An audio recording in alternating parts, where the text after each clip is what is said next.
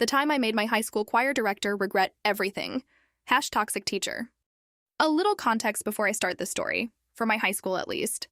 Solo and ensemble participation, for the first round, was mandatory.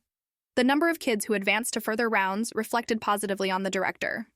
So having a student not participate or drop out was a huge issue. I, 34F, have never been a petty person, and that was especially true back in high school when this story takes place.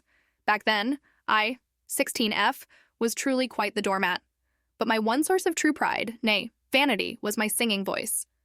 I was in the top choir at my school and consistently performed well in UIL and solo and ensemble competitions.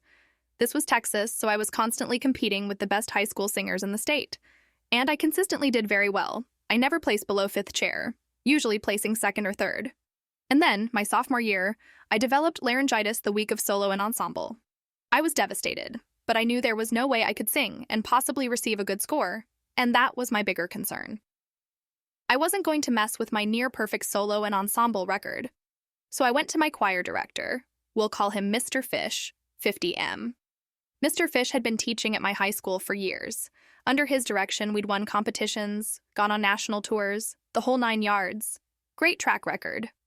I had already sat out of practices and rehearsals that week.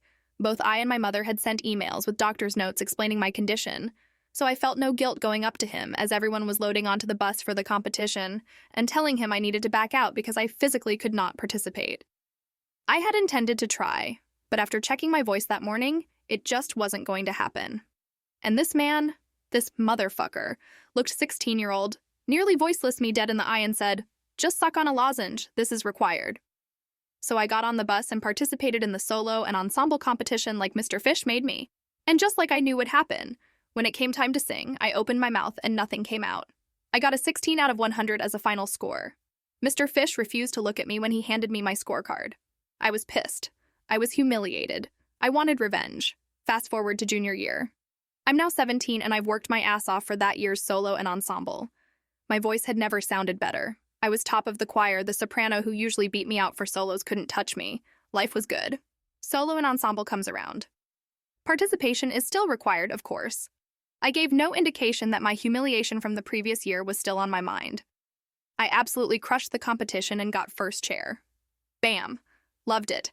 The entire choir lost their minds when it was announced. No one had made 1st chair in ages. Holy shit. I let that announcement simmer for a day or two. Can't remember exactly how long.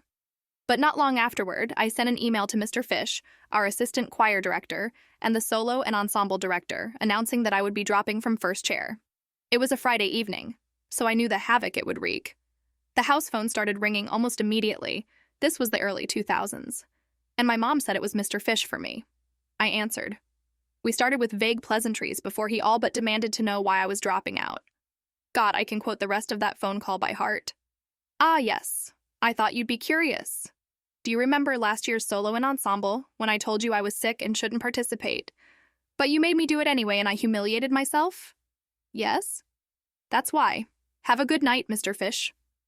Click. Mr. Fish announced his retirement less than 3 weeks later, though he finished out the school year. I made 1st chair again senior year.